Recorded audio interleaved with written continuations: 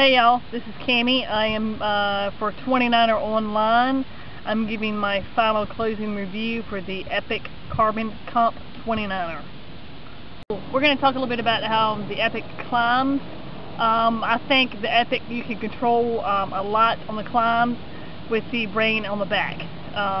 Obviously you're going to have different climbs you run across, and I think having the brain and or having the ability and or the knowledge to change the brain to the type of climbing you're doing is a great bonus. It can certainly fit anyone's climbing style or any hill that you may come across and or climb.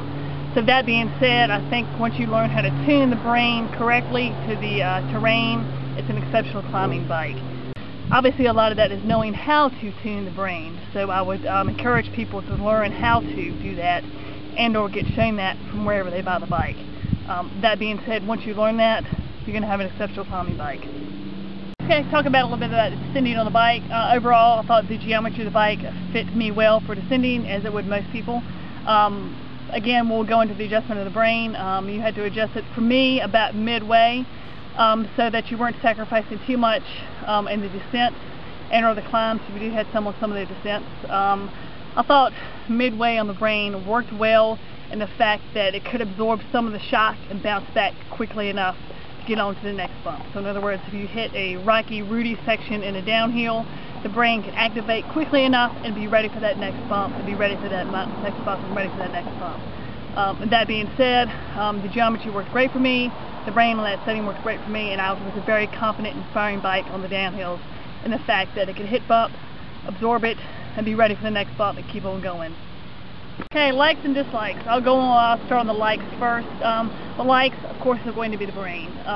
In general, the FSR design is a very, if not the most active suspension design on the market.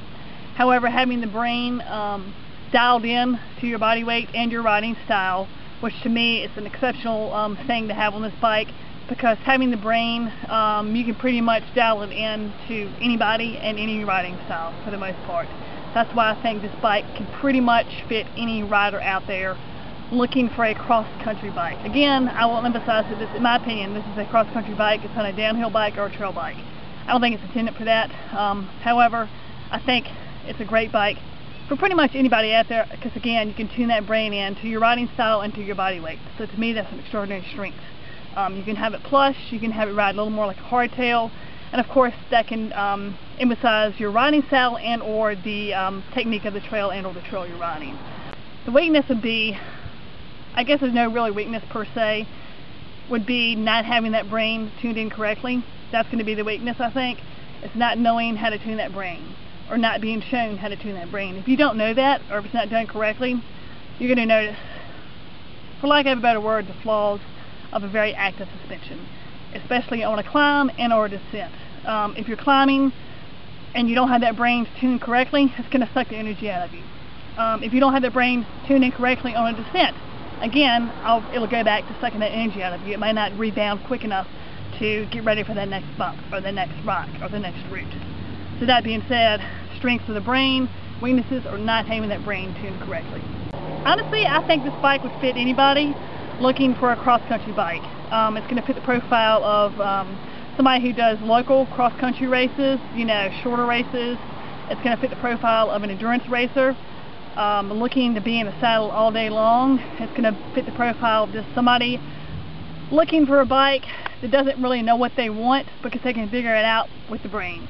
They can figure it out with the trail they're riding. Once they learn how to use that brain, they can really adjust this bike to any riding style they have. So for the most part, it's going to fit any cross-country rider out there looking for a cross-country type bike. Not really a trail bike or a downhill bike, of course, but that's not really the target audience.